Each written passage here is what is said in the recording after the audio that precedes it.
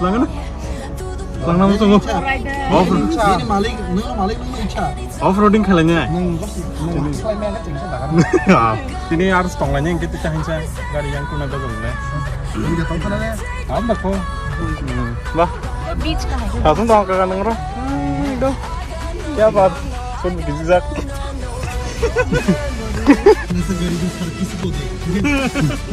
Maybe if you can do Yung tinipong ni Pasan sing noklay man sa pagya.